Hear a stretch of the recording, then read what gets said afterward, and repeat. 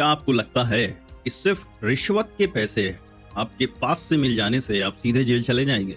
क्या रिश्वतखोरी के केस में अगर पैसे बरामद हो जाएं तो भी सजा नहीं हो सकती? आज हम एक ऐसे ही शानदार और दिलचस्प केस को देखेंगे जहां सुप्रीम कोर्ट ने एकदम खरी बात कह दी। केवल नोटों की बरामदगी मतलब रिकवरी सजा के लिए काफी नहीं है जब तक कि मांग और स्वीकृति डिमांड एंड एक्सेप्टेंस साबित ना हो जाए।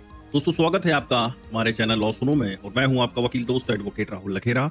आज हम जिस ऐतिहासिक जजमेंट की बारीकियों को समझने वाले हैं उसका नाम है P Somaraju versus state of Andhra Pradesh. यह फैसला प्रिवेंशन ऑफ करप्शन एक्ट 1988 इसी एक्ट के तहत ट्रैप मामलों की पूरी कहानी को खोलकर रख देता है। आप इस वीडियो में सीखेंगे कि कैसे एक हाई कोर्ट ने एक सही बरी मतलब एक्विटल के फैसले को पलट दिया और फिर सुप्रीम कोर्ट ने हाई कोर्ट के उस फैसले को खारिज करते हुए निचली अदालत के एक्विटल के फैसले को रिस्टोर कर दिया। हम जानेंगे कि पीसी एक्ट की धारा 7 के तहत दोष सिद्धि कन्विक्शन के लिए डिमांड एंड एक्सेप्टेंस कितनी जरूरी है और क्यों सिर्फ पैसे की बरामदगी रिकवरी काफी नहीं है। यह जानकारी आपके लिए बेहद फायदेमंद है ताकि आप कानून के दांव पेच समझ सकें और कभी अगर आपको किसी मामले में पेला जाए तो खुद को बचा सकें। चलिए इस कानूनी पहेली को सुलझाते हैं बिल्कुल हमारे अपने अंदाज में, क्योंकि लॉ की हर बारीकी को समझाना हमारा तरीका है। यह मामला था एक पूर्व असिस्टेंट लेबर कमिश्नर पी सोमराजू की। उन पर आरोप लगा कि उन्होंने एक कॉन्ट्रैक्टर के लाइसेंस रिन्यूअल के लिए 9,000 की रिश्वत मांगी थी और ट्रैप के दौरान 3,000 उनके ड्रॉज में मिले।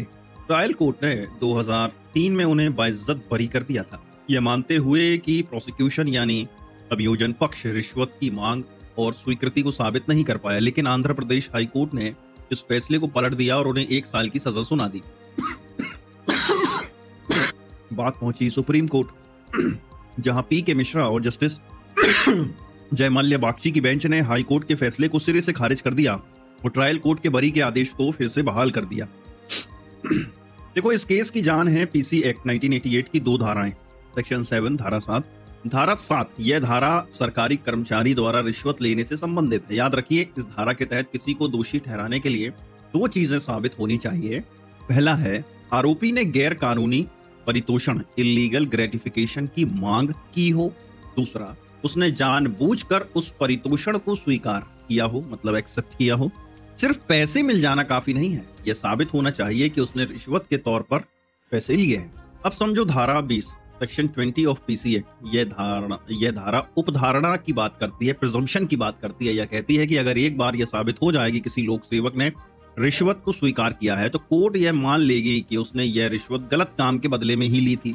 लेकिन यहाँ पर खेल है, सुप्रीम कोर्ट ने साफ किया कि धारा 20 की उपधारणा अपने आप लागू नहीं होती। यह तभी लागू होगी जब डिमांड एंड एक्सेप्टेंस के मौलिक तत्व फाउंडेशनल फैक्ट्स सबसे पहले साबित हो जाएं। जब मांग ही साबित नहीं हुई तो उपधारणा किस बात की? सुप्रीम कोर्ट के फैसले के मुख्य बिंदु को समझें अगर तो शिकायतकर्ता की गवाही पर गंभीर संदेह। प्रोसिक्यूशन ने मांग को साबित करने के लिए सिर्फ शिकायतकर्ता की गवाही पर भरोसा किया। कोर्ट ने कहा कि शिकायतकर्ता एक रुचि रखने वाला गवाह इंटरेस्टेड विटनेस होता है और उसकी गवाही बिना किसी इंडिपेंडेंट एविडेंस के विश्वसनीय नहीं मानी जा सकती। साथ ही शिकायत में नाम की गलती और विरोधाभास ने भी कहानी को कमजोर किया है। और सबसे बड़ी गड़बड़ी को समझिए कि पुलिस ने ट्रैप लगाया, एक इंडिपेंडेंट गवाह को साथ भेजा और शिकायतकर्ता ने उसे डीएसपी के स्पष्ट निर्देशों के खिलाफ आरोपी के दफ्तर के बाहर इंतजार करने को कह दिया। स्वतंत्र गवाह ने कोर्ट में साफ कहा कि उसे नहीं पता कमरे के अंदर रिश्वत की मांग हुई या स्वीकृति हुई। कोर्ट ने कहा शिकायतकर्ता का यह आचरण अभियोजन पक्ष के संस्करण की जड़ पर ही वार करता है, यानी जब मांग और स्वीकृति का कोई स्वतंत्र गवाह है ही नहीं तो कहानी पर भरोसा कैसे करें। सुप्रीम कोर्ट ने अपने ही एक पुराने फैसले राजेश गुप्ता वर्सेस स्टेट को दोहराया और कहा कि सिर्फ ड्रॉज में नोटों की बरामदगी बिना यह साबित किए कि आरोपी ने जानबूझकर मांग की और स्वीकार किया दोष सिद्धि के लिए अपर्याप्त। देखो, इस पूरे खेल में हाई कोर्ट ने तो एकदम फिल्मी डायलॉग मार दिया था। हाथों पर रंग नहीं बदला तो क्या हुआ, चालाक अफसर तो ड्रॉज में पैसा रखवाते हैं, जैसे कि सरकारी अफसर नहीं कोई चालाक लोमड़ी हो। लेकिन सुप्रीम कोर्ट ने हंसकर कह दिया कि बेटा, सजा देने के लिए पक्के सबूत चाहिए, चालाकी का सर्टिफिकेट नहीं।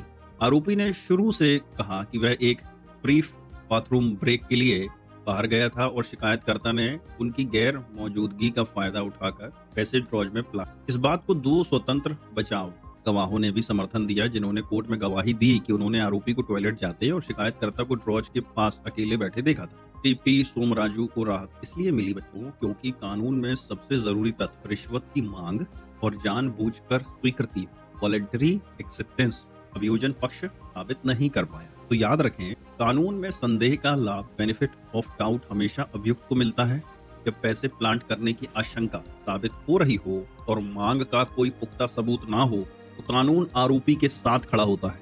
अगर आप पर पीसी एक्ट के तहत झूठा केस बने तो घबराएं नहीं, अपने डिफेंस में सबसे पहले मांग और स्वीकृति के सबूत को चुनौती दें। कोर्ट ने साफ कर दिया है कि सरकारी कर्मचारियों का अपने कानूनी अधिकार का इस्तेमाल करना, जैसे रिकॉर्ड मांगना, शोषण नहीं है। ये जजमेंट बताता है कि अगर प्रोसिक्यूशन की कहानी में छेद हो, गवाहों की गवाही में झोल हो और इंडिपेंडेंट विटनेस साक्ष्य ना दे पाए तो केवल बरामदगी आपको अपराधी नहीं बना सकती।